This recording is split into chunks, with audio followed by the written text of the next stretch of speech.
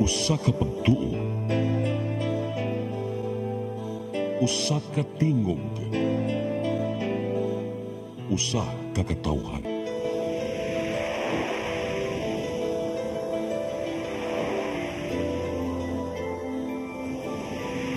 Cebu Catholic Television Network.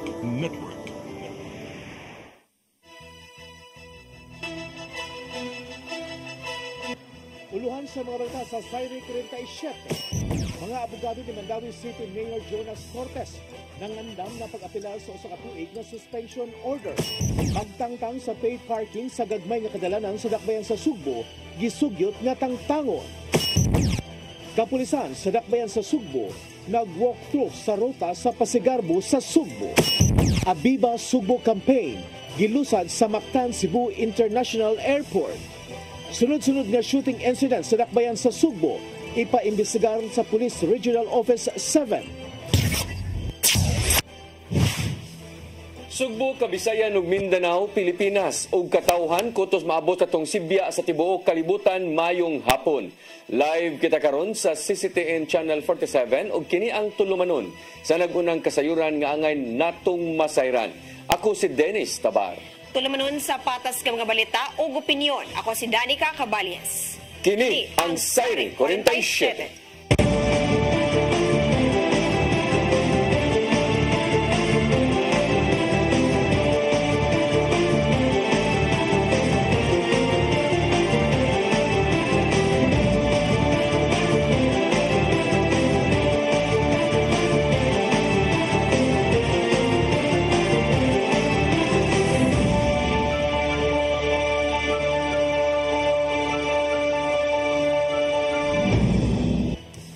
Karon sa kumpletong detalye sa atong mga balita, Mandawi City Mayor Jonas Cortes wa makurat sa gipahamtang nga suspension order sa ombudsman ngadto kaniya.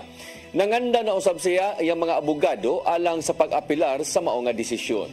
Ang kasayuran ihatod ni Mary Rose Sagarino. Usa lang kapag suway kung ihulagway ni Mayor Jonas Cortes ang suspension order sa ombudsman ngadto kaniya. Mato ni Cortes nga wala na siya makurat og iyan ang gilauman subay na sa mga kaso nga gibasaka batok kaniya. Ang timing ba for karon nga election, pero well expected man na, no. Natas politika dili expect yun di unexpected. Unya kay ba mo ang pana bitaw, it can only be shot by pulling it backwards. No?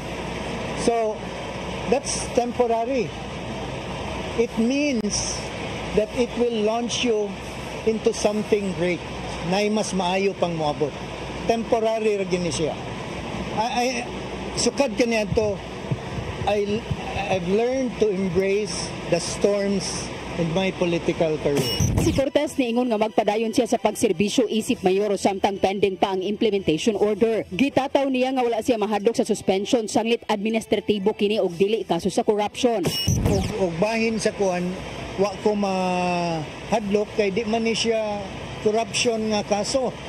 Wa may kwarta nga involved ani. In fact, it was only a designation of one person who I truly believe has the capacity to improve the services of one department, which is ang CSWS is one of the most vital departments sa Dakbayas, Mandawi. Apan siya nagtuo nga sobra ra ang usa ka tuig nga pagkasuspenso. Si Cortes gipahamtangan og usa ka tuig nga suspension nga walay sweldo tungod sa grave misconduct subay sa giingong unqualified nga pag-appoint niya kang Camelio Basaca Jr. ASIP officer in charge sa City Social Welfare and Services niadtong tuig 2022. Gituki na karon ang tanang legal remedies aron hagiton ang desisyon sanglit ang susamang kaso ubos sa miaging administrasyon ang gibasura man sa ombudsman.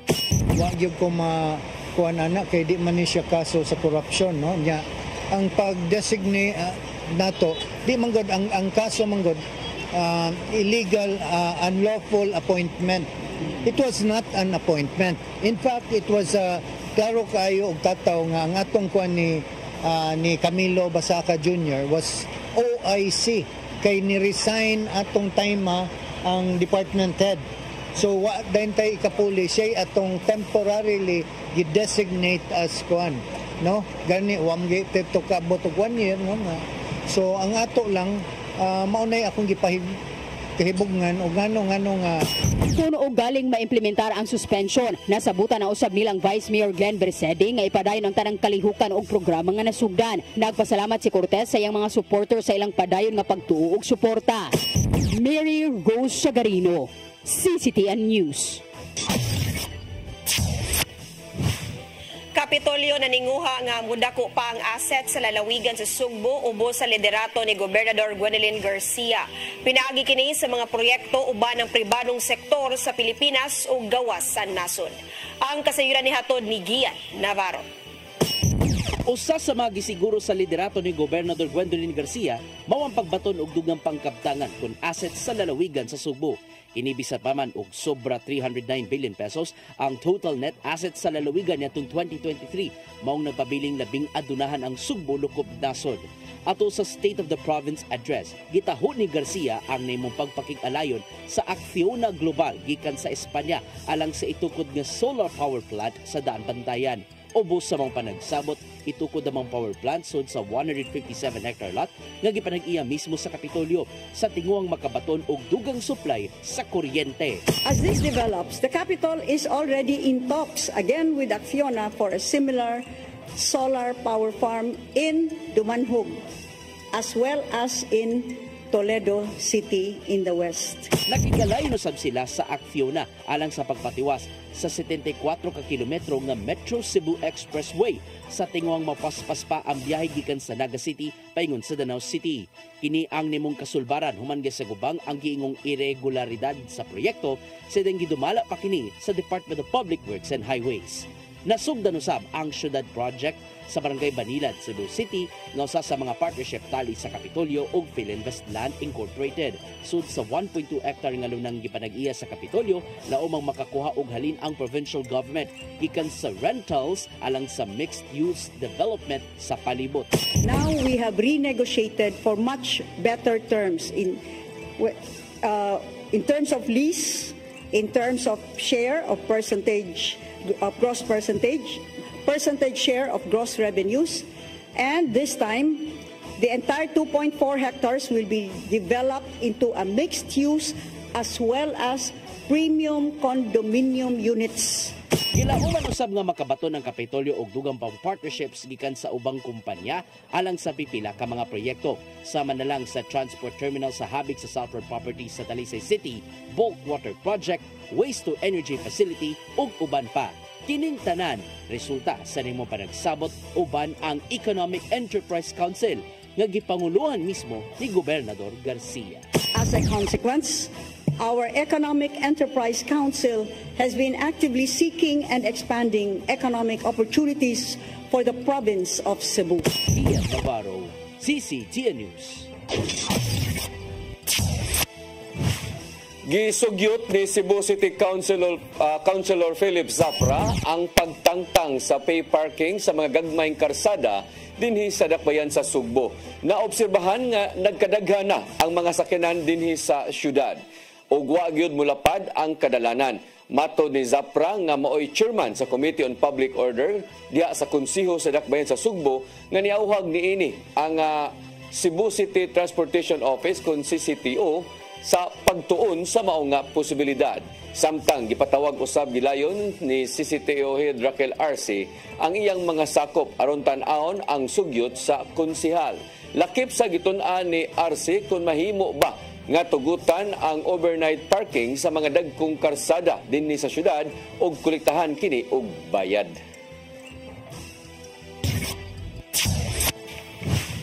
Gipasalig sa National Museum of the Philippines nga mabalik ang upat ka mga pulpit panel sa simbahan sa lungsod sa Buluon sa sunod tuig.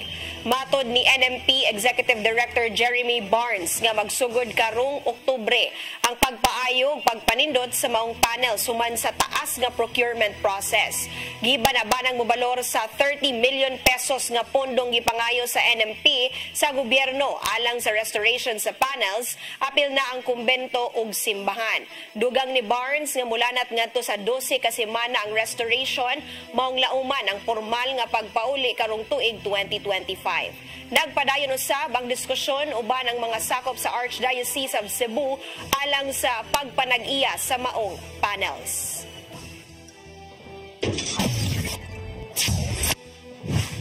Mga empleyado sa Mandawi City Hall nagtinabangay sa paglimpyo sud sa Cebu International Convention Center.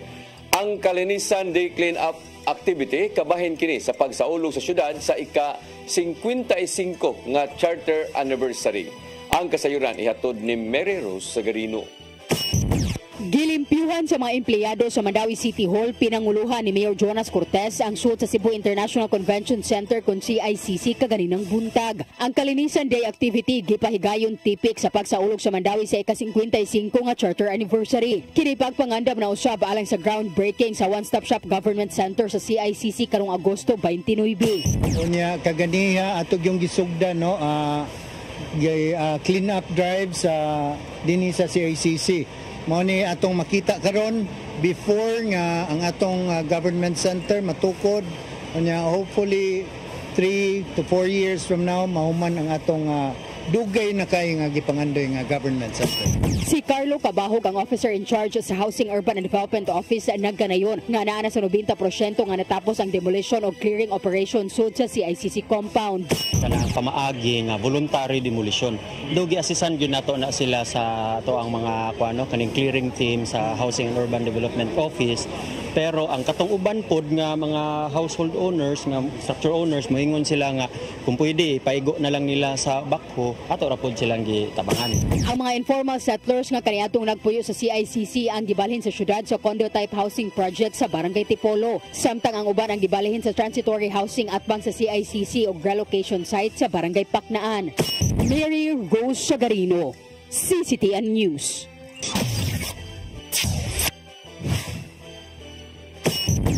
Musunod, kapulisan sa Dakbayan sa Subo nag-walkthrough sa ruta sa Pasigarbo sa Sugbo. Kadaog daghang pa mga balita sa pagbalik sa Sayre 47. Discover the beauty of the Philippines.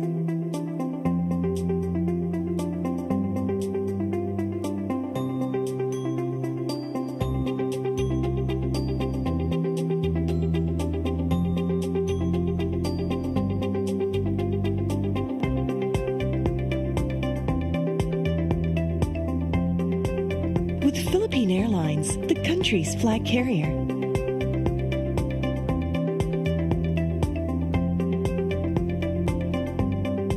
The airline that lets you feel the warmth of the nation.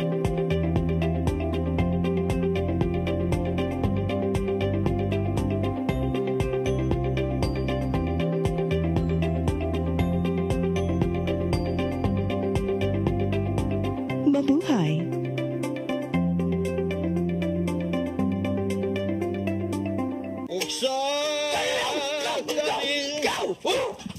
Sama kang tambulakan kalit nagabot nalandigan ron. Gitara ko nga gamay kaayo. Gitara ko nga dako gamay kaayo. Dailing. Sama nang utangan nga naaw na si mong luyo dito. Upa manggod siya na ikatubang ni mo Dailing kay. Karo mo ha? Nganong imong kung iapel ni Dailing ha? Wa man ko'y labot. Kini panil nga, kini.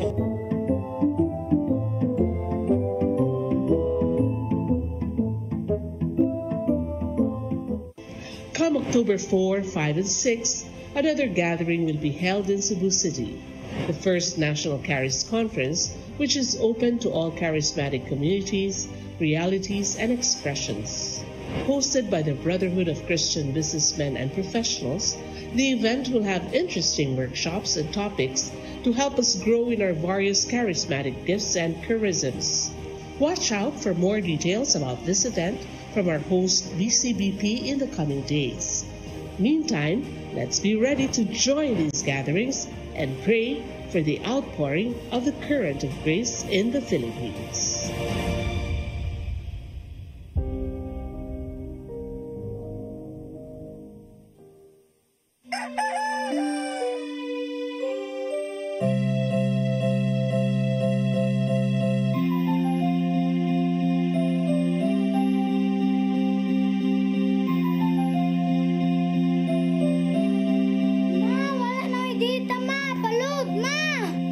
Sorry ma'am, na-late ko.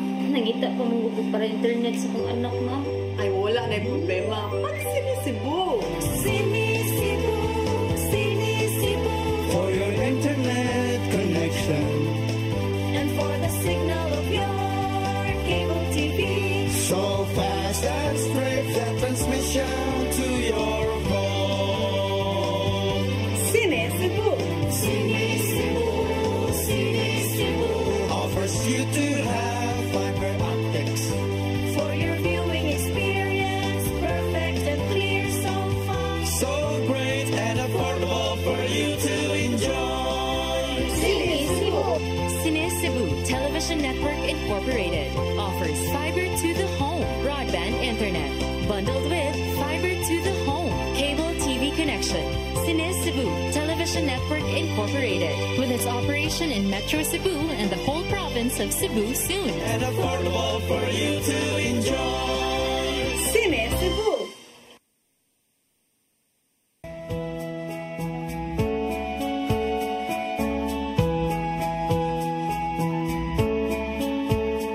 You're giving your all in His glory, touching each heart and soul by spreading His words and wonderful deeds that send forth His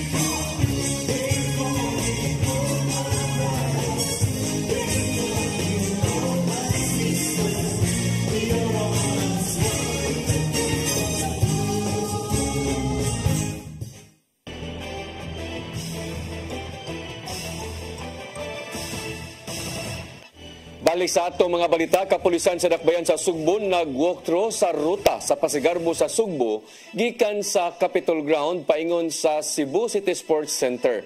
Kini pagsiguro sa paghatag sa seguridad sa mga contingents o sa mga bisita nga mosaksi sa dakong kalihukan karong Domingo. Ang kasayuran ihatod ni Arnold Bustamante.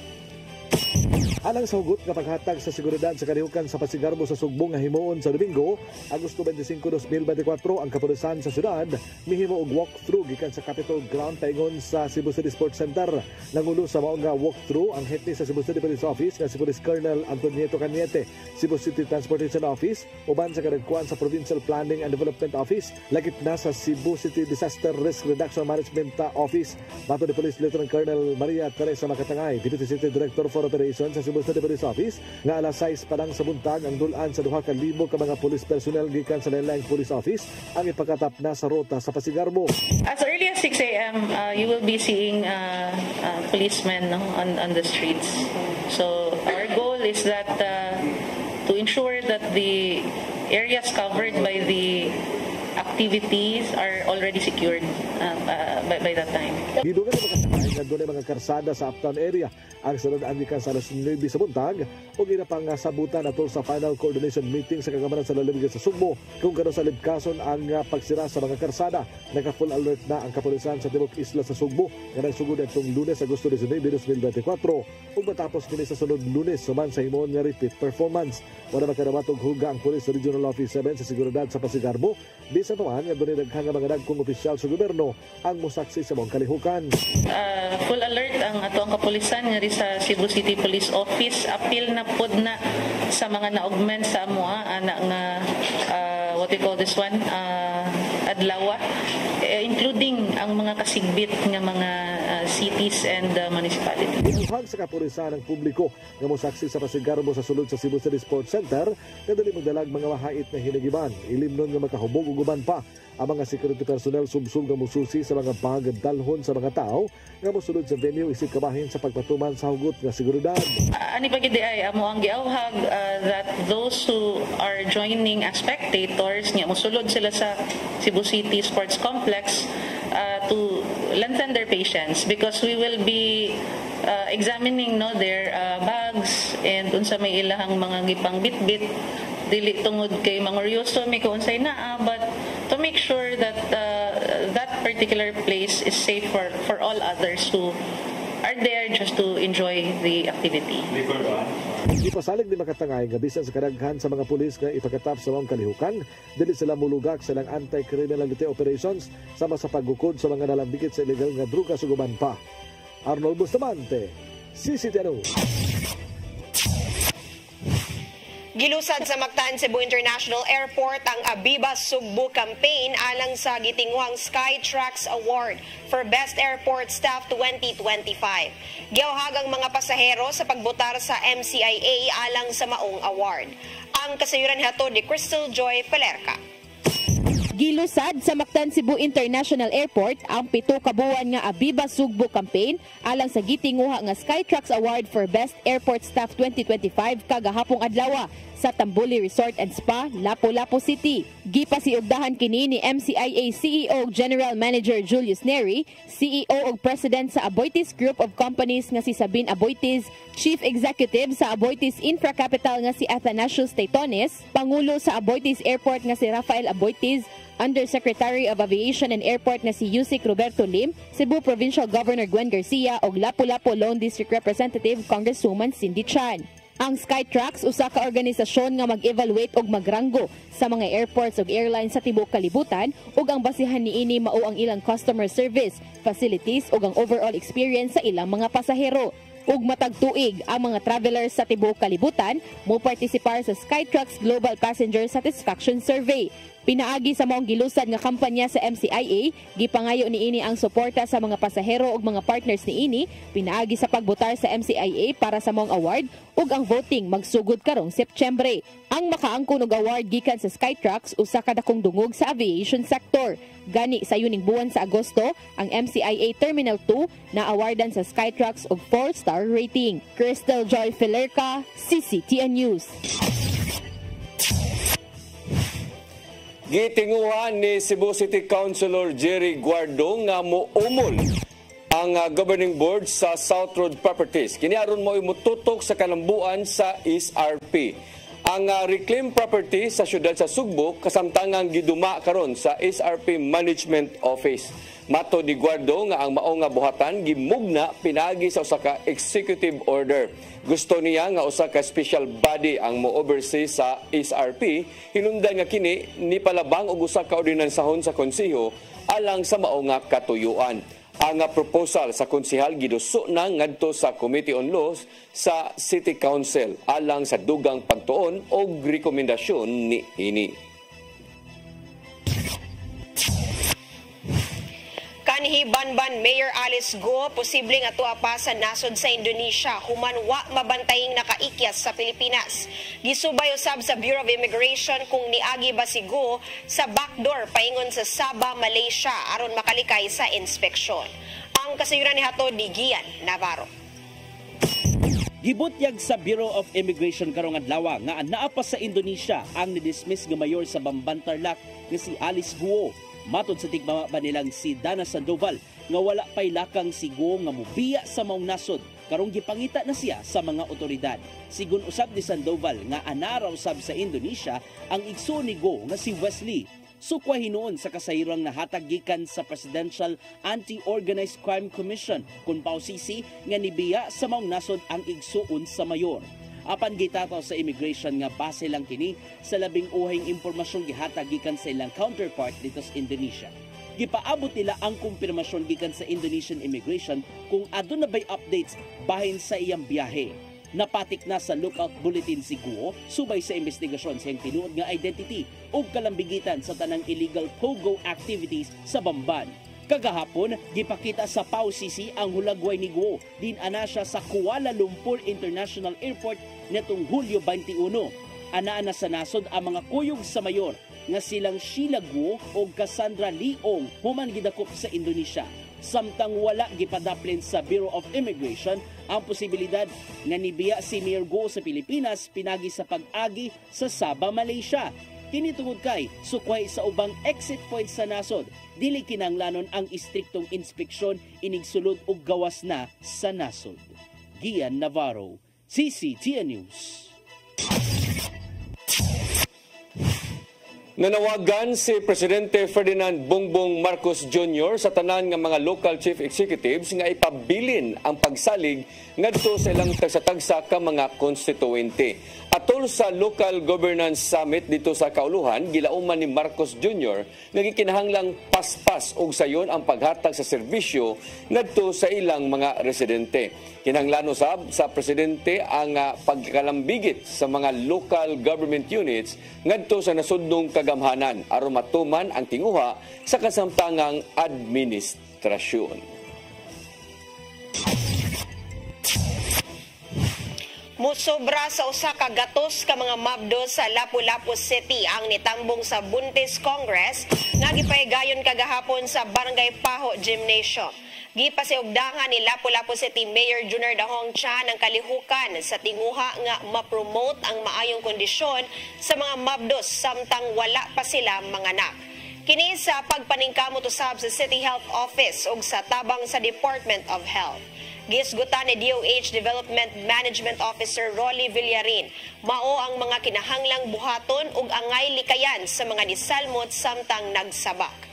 Laki pusab sa gitanyag sa mga niapil mao ang family planning methods.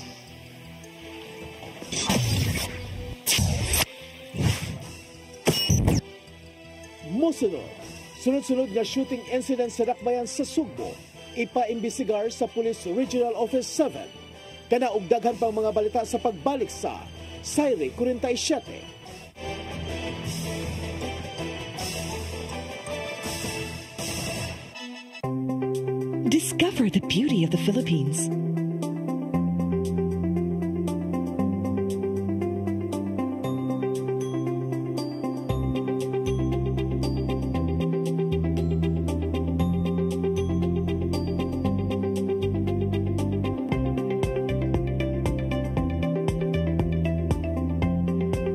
With Philippine Airlines, the country's flag carrier.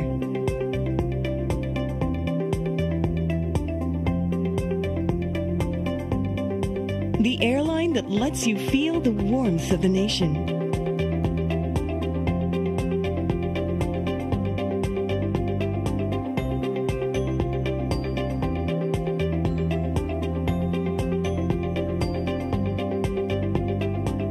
Mabuhay!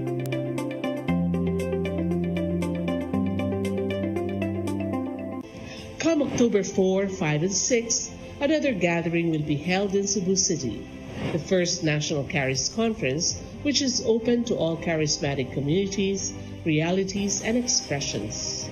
Hosted by the Brotherhood of Christian Businessmen and Professionals, the event will have interesting workshops and topics to help us grow in our various charismatic gifts and charisms. Watch out for more details about this event from our host BCBP in the coming days. Meantime, let's be ready to join these gatherings and pray for the outpouring of the current of grace in the Philippines.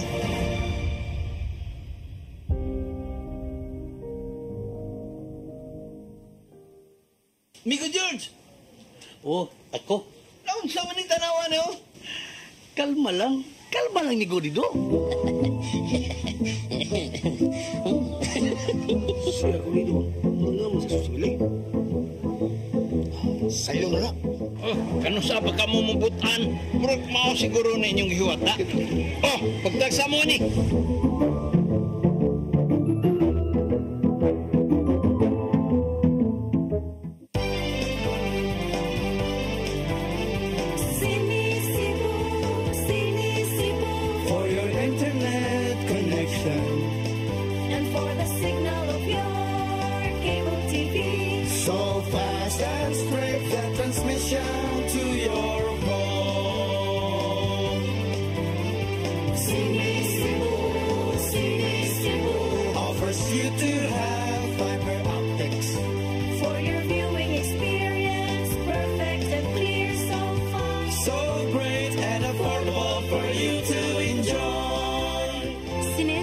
Television Network Incorporated offers fiber to the home broadband internet bundled with fiber to the home cable TV connection.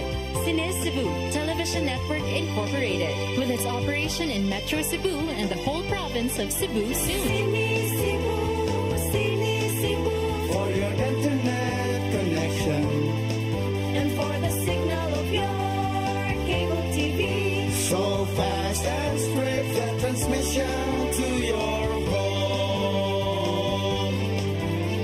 Cine Cebu offers you to have fiber optics for your viewing experience, perfect and clear so far. So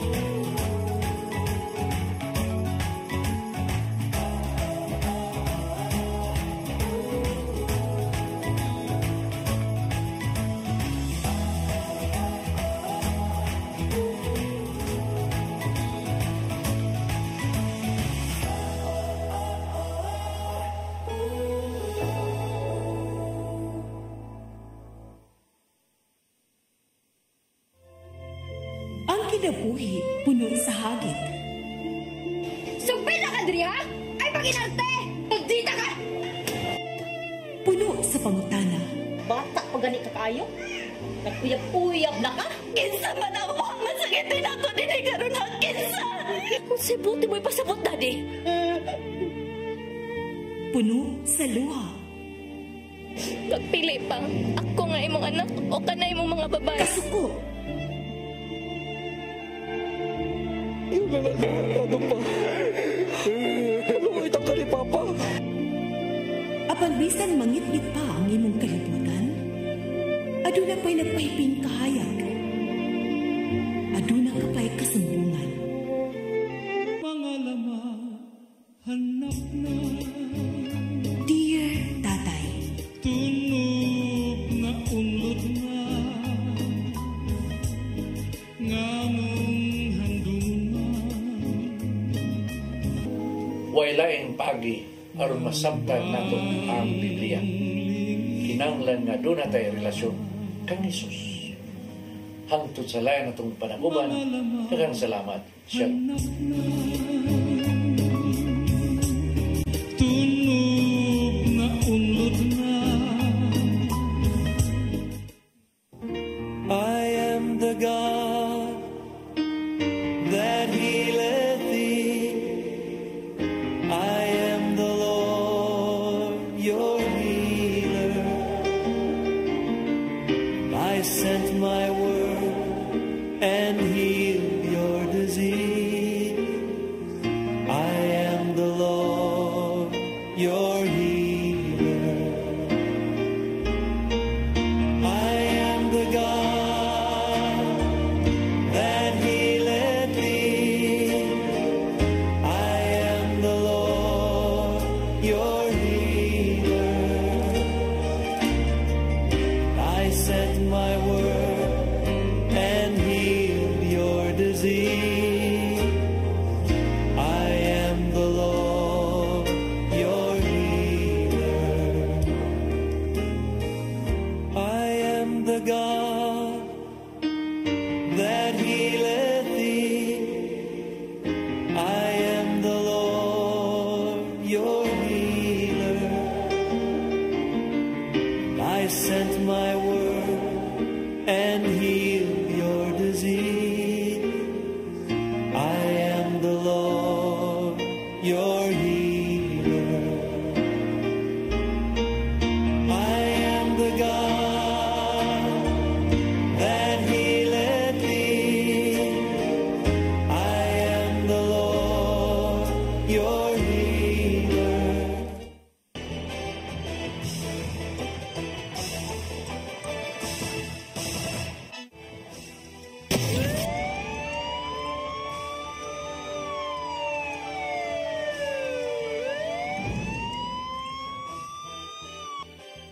Balik sa atong mga balita, PRO7 mimando sa tanan nga mga city o provincial police office nga imbestigahan ang sunod-sunod nga shooting incident sa ilang tagsa-tagsa ka mga dapit. Kini labi na dinhi sa dakbayan sa Sugbo aron mapanubag usab ang mga responsable sa krimen. Ang kasayuran ihatod ni Arnold Bustamante. Mimando karon ang hepe sa kapulisan sa Central Visayas, Police Brigadier General Antonio Abirin sa Tanang City Provincial Police Office nga imbestigaron ang sunod-sunod nga kaso sa pagpamusil silang tagsa-tagsa ka mga jurisdiksyon. Ilabi na sa dakay sa Sugbo di nagsunod ang mga kaso sa pagpamusil niadtong mga nalambikit sa illegal nga drugas. Mato ni Police Lieutenant Colonel Jerry Spilare, spokesperson ni General Abirin, nga kinahanglan nga mapanubag silang salaod ang mga nakahimo sa krimen ug mahatagan og hustisya ang kamatayon sa mga biktima. Ang atong Regional Director Police Brigadier General Antonio Abirin naghatag og specific nga instruction not only in Cebu City but in all areas with shooting incidents to make sure that justice is achieved in these cases and to prevent these shooting incidents from happening again. Tinuduman nga 5 ka mga kaso sa pagpamusil ang natala sa Dakbayan sa Sugbo, din ang labing daghan hitabo sa Mambaling, gisundan sa Poblasyon Pardo, doon ho patibag sa Bag-Uno, samtang doon na usab dito sa lungsod sa Liloan. Gibutang ni Pinari nga naalarma sila sa maong sunod-sunod nga kaso sa pagpamusil, nga tungod ini nihimo karon og lahom nga investigasyon ang kapulisan ug gitinguha nga ilang madakpan aga mga suspitsado ug mabalhog kini sa mga. Well, in a sense, we are alarmed by these shooting incidents because I think yesterday 3 shooting incidents. No, we cannot just let this pass. No, we will investigate thoroughly, make sure that the perpetrators are jailed. Sa gihimong investigasyon sa Cebu City Police Office kasagaran sa mga kaso sa pusil sa Dakbayan Sugbo, dunay kalambigitan sa illegal nga drugas. Ni pasabot si Pilare nga resulta kini silang subsub nga kampanya batok sa illegal nga drugas, din nag-unay na ang mga drug personalities. Nagtuo ang mga suspitsado ilabi na kadto nga mga nadakpan nga nagparekob kanila mao kadtong karibal nila silang negosyo nga illegal nga drugas. Apan bisan pa man niini gitinguha sa kapulisan nga mahunong na ang sunod-sunod nga kaso sa pagpamusil sa Sugbo. Arnold Bustamante, CCTV News. Nasikop sa kapulisan sa Lapu-Lapu City ang usa ka high-value individual sa bypass operation kagabi sa Agus Proper, Barangay Agus, Dakbayan sa Lapu-Lapu. Nakuha gikan ni alias Dencio, 36 anyos, taga Sitio Atabay, Barangay Agus, ang 195.6 grams nga gidudahang shabu nga mobalor og 1.3 million pesos. Usa ka pulis ang nagpakaroingnong mupalit og usa ka pakete nga shabu sa HVI. Ang 36 anyos nalakip sa watch list sa LCPO o gana karon gitanggong sa LCPO Custodial Facility.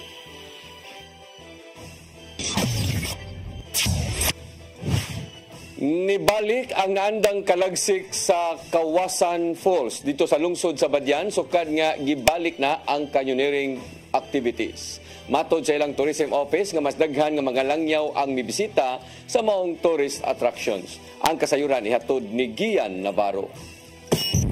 Gitaho sa Badian Municipal Tourism Office nga nibalik na sa naandang kalagsik ang inilang Kawasan Falls. Human kini gibugsang pagbalik niya tong October 2023 ang canyoneering activities sa ding gipaubos sa rehabilitation ang Kawasan Falls sud sa pipila ka buwan. Matod silang tourism officer nga si Earl Vincent Endab nga mas daghang mga langyaw ang mibisita sa maong laaganan aron lang mag-canyoneering. Ilabi na nga nibalik nga to sa daily mo menos 1 milyon ka pesos ang income nini matag adlaw. So mas tilabaw na mga foreign kaysa sa ato mga local. So meaning mas naabot na gyud ato ang kawasan o canyoneering sa gawas sa nasod. Misaka nga to sa 2,000 pesos ang canyoneering fee sa Kawasan Falls. Din apil sa maong bayad ang pagpagamit sa safety gears, pagkaon ug uban pa, samtang dili mo menos sa 200 pesos ang entrance fee sa Kawasan Falls. Hinuon walay reklamo matud pa ang mga nanglaag tungod kay sulit kayo ang pagpanglaag inubanan sa mga canyoneering guides nga na didto. Dugang pa ni Endab nga nisunod ang mga operators sa mga lagdang gipatuman sa Kapitolyo sama na lang sa registration aron makabayad sa ilang buhis. Apil na nini ang saktong training sa mga canyoneering guides. Di niabot na sila tanan og 1,300. So far sir, kay maayo ra gyud kay ang ilang response sa ato ang presyo sa canyoneering ug sa kawasan kay nakita man nila ang improvements, especially nga gipanguluhan kini ni Governor Gwen Garcia ug ni Mayor Carmen Lumaen nga nausab gyud ang ato ang canyoneering ug kawasan. Aron masustener pa ang kanindot sa lugar ug kahapsay sa sistema, gipatuman ang mga ordinansang giandam sa LGU bahin sa canyoneering activities. Og labaw sa tanan, ipatigbabaw kanunay ang luwas ka pagbiyahe. Diin ang Tourism Office ug ang Municipal DRRMO may mo-assess kung luwas pa bang kalaganan kung mag-uwan man. Gian Navarro, CCTN News. Mo kantong naglangkob sa atong mga balita sa Sayre 47, ako si Dennis Tabang. Ako si Danica Caballes, hangtod Lunes pohon sa inyong paboritong tulumanon. Sayre 47.